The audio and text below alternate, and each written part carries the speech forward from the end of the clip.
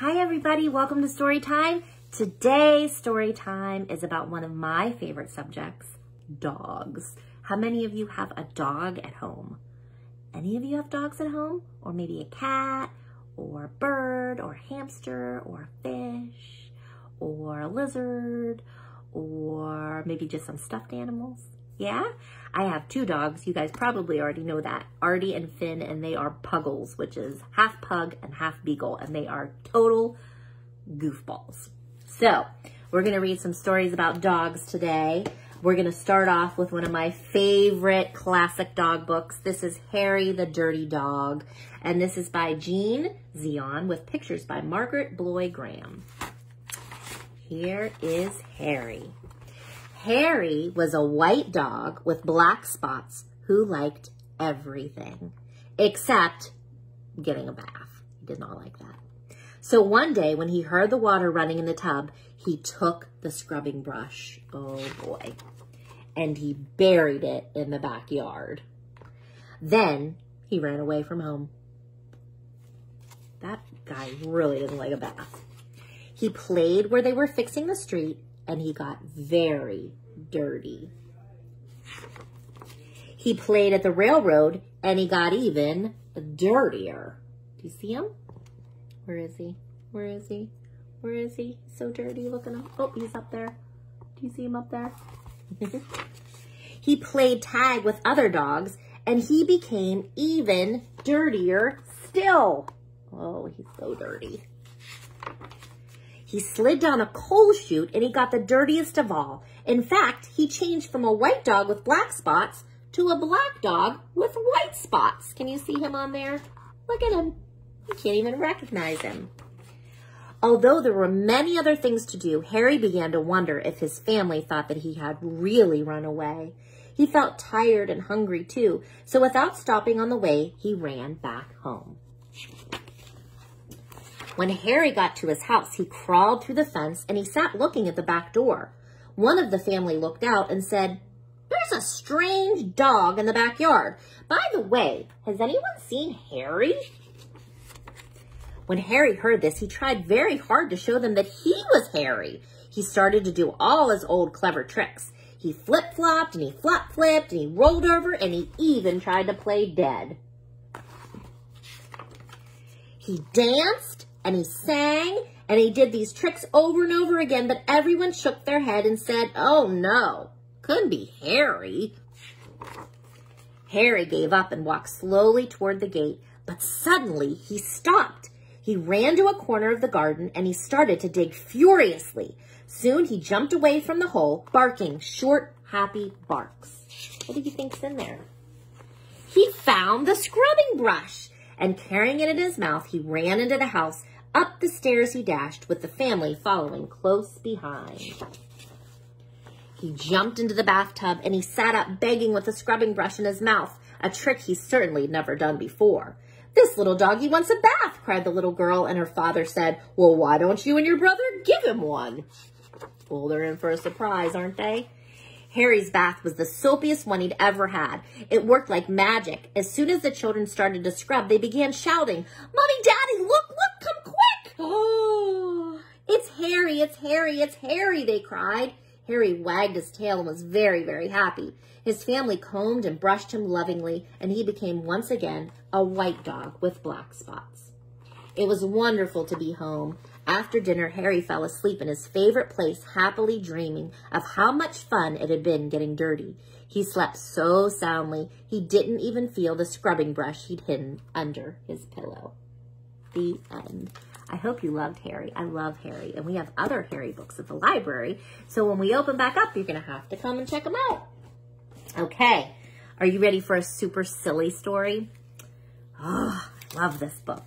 It is called Antoinette, and it is by Kelly DiPuccio and Christian Robinson. Do you see Antoinette? She's a very, very fancy dog. All right, let's see. Mrs. Bulldog watched her puppies race through the yard. Rocky, Ricky, Bruno, and Antoinette. One of them doesn't look the same, does it? Here they come again, Rocky, Ricky, Bruno, and Antoinette. Busy, aren't they? And ridiculously cute. But please don't tell them that. They would say, phooey. Mrs. Bulldog knew, as mothers do, that each of her puppies was special. Rocky was clever, outstanding. Ricky was fast, superb. Bruno was strong, impressive. And Antoinette, well, unlike her burly brother, she still hadn't quite discovered what she was good at.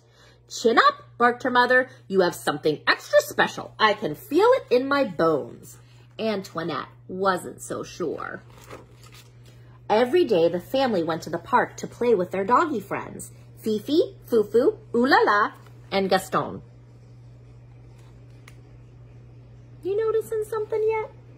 Antoinette was fond of Fifi, Fufu, Ooh-la-la, and especially Gaston. There was so much to chase after in the park. Biscuits, balls, butterflies. Uh-oh, there seems to be a problem. Yip, yip, yip, yip, yip. A puppy is missing, Mrs. Bulldog announced. The pups gathered around. Rocky, Ricky, Bruno, and Antoinette, followed by Fifi, Fufu, and Gaston. Where is Ooh-la-la? Mrs. Poodle called frantically. Mrs. Bulldog comforted her friend. We'll find her, she insisted. Rocky was clever, and he tracked paw prints in the mud. No Ooh-la-la. Ricky was fast, and he raced around the lake in no time at all. But no Ooh-la-la. Bruno was strong, and he left no stone unturned. Still, there was no Ooh-la-la. Mrs. Poodle cried out in desperation, Whatever shall we do? Oh. In that moment, Antoinette felt a tug in her heart and a twitch in her nose. She would not give up. Antoinette sniffed sidewalks and street vendors and signposts. The fearless pup dodged buggies and bicycles and broomsticks. Not even a loud, hungry garbage truck could slow her down. When the parade of dogs approached the entrance to the city's museum, Antoinette began to yap loudly. No dogs allowed, the guard said gruffly, pointing to the sign. Uh-oh.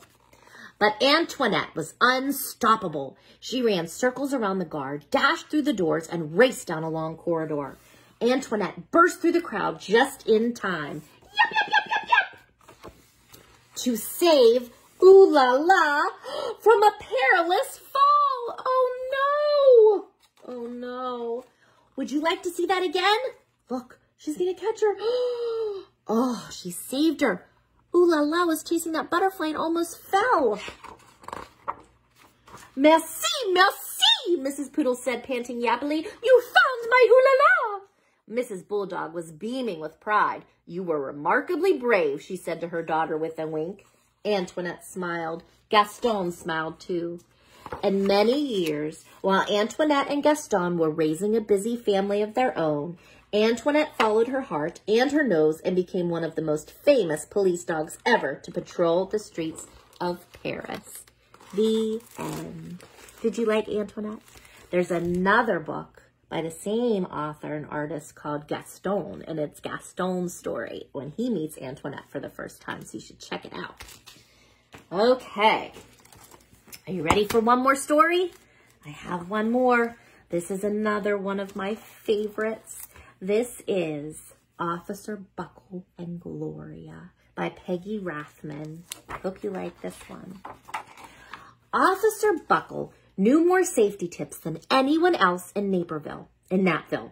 Every time he thought of a new one, he thumbtacked it to his bulletin board. Safety tip number 77, never stand on a swivel chair. Good safety tip. Officer Buckle shared his safety tips with the students at Napville School. Nobody ever listened. Sometimes there was even snoring.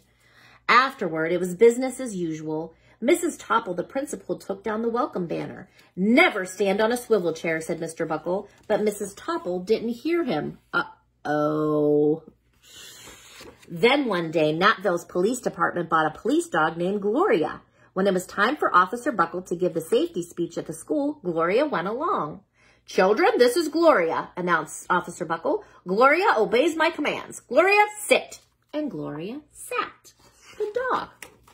Officer Buckle gave safety tip number 1. Keep your shoelaces tied. The children sat up and stared. Do you see what I see? Officer Buckle checked to see if Gloria was sitting at attention. She was.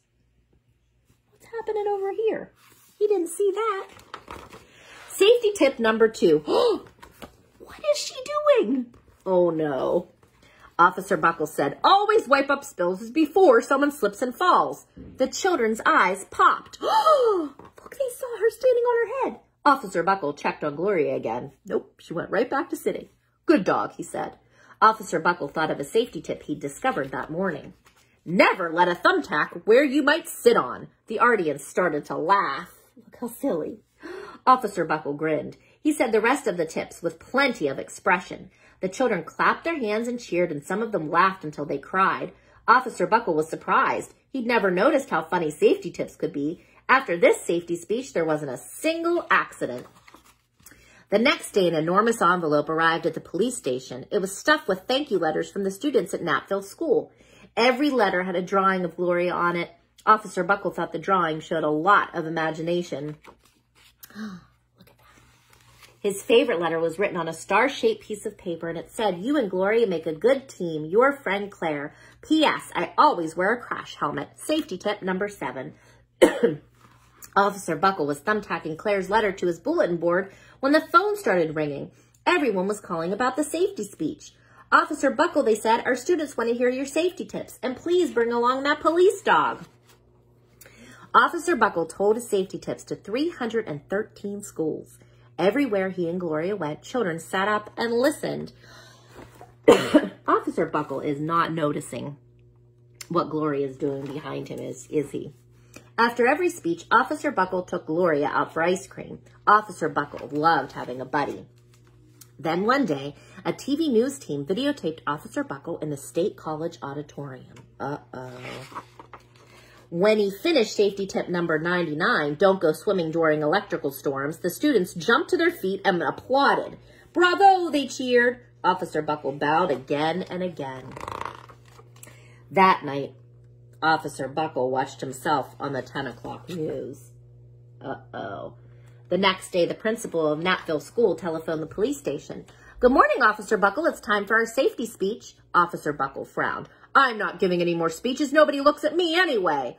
Oh, said Mrs. Topple. Well, how about Gloria? Can she come? Someone else from the police station gave Gloria a ride to the school. But Gloria sat on stage looking lonely. Then she fell asleep, and so did the audience. After Gloria left, Napville School had its biggest accident ever. It started with a puddle of banana pudding. Splat, splatter, sploosh. Everyone slid smack into Mrs. Topple, who screamed and let go of her hammer. Oh, my goodness. The next morning, a pile of letters arrived at the police station.